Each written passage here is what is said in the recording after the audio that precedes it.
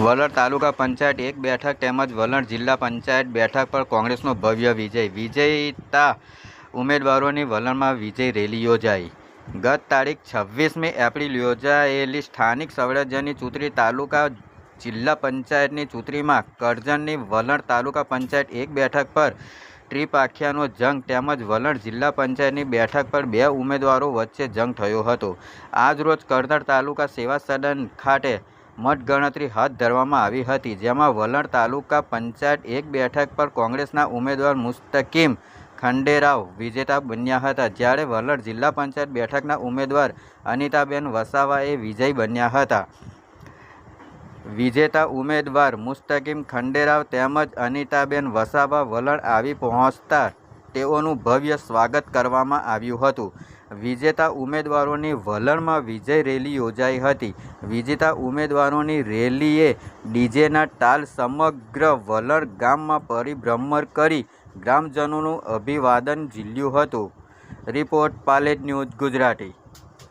જિલ્લા પંચાયત અને તાલુકા પંચાયતનું જ્યારથી ઇલેક્શન જાહેર થયું ત્યારથી કોંગ્રેસ પક્ષને ઉમેદવાર ન મળે એવા પ્રયત્નો થયા। કોંગ્રેસ પક્ષના ઉમેદવારોએ ફોર્મ ભર્યા પછી ફોર્મ પાછા કેવી રીતે ખેંચાય એવા પ્રયત્નો થયા।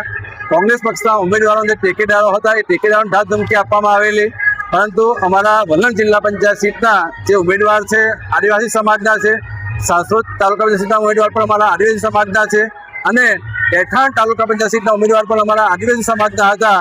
ખૂબ ગરીબ વર્ગના હતા, તેમ છતાં તેઓ ડગ્યા નથી, લોભ લાલચમાં આવ્યા નથી અને પરિણામમાં તમે જોશો તો અમારા ટેકેદારોને પણ ખૂબ ધમકીઓ આપવામાં આવેલી, પણ ટેકેદારો પણ હલ્યા નથી। તો આજે જ્યારે વલણ જિલ્લા પંચાયતનું કોંગ્રેસ પક્ષના અમારા ઉમેદવાર જે છે એ 2000 મતે જીત્યા છે। તાલુકા પંચાયત સાસરોદના ઉમેદવાર પણ અમારા ઘણા મતે જીત્યા છે, 300 મતે। અને વલણ તાલુકા પંચાયત એક જે સીટ છે એ ખૂબ રસાકસી ભરી સીટ હતી, એમાં મુસ્તકીમભાઈ ખંડેરાવ અમારા ખૂબ સારા મતથી જીત્યા છે અને આમ આ જે જીત છે એ અમારા 14 ગામના મતદારોએ ખૂબ સારા મત આપ્યા છે। મતદારો પણ કોઈ લાલચ પ્રલોભનમાં આવ્યા નથી અને કોંગ્રેસ પક્ષ સાથે રહ્યા છે અને સ્થાનિક સ્વરાજ્યની ચૂંટણીમાં તાલુકા પંચાયતની 2 સીટ અને જિલ્લા પંચાયતની સીટ અમને કોંગ્રેસના ફાળે ગઈ છે અને ચોરંડા સીટ પણ અમારે ફાળે ગઈ છે।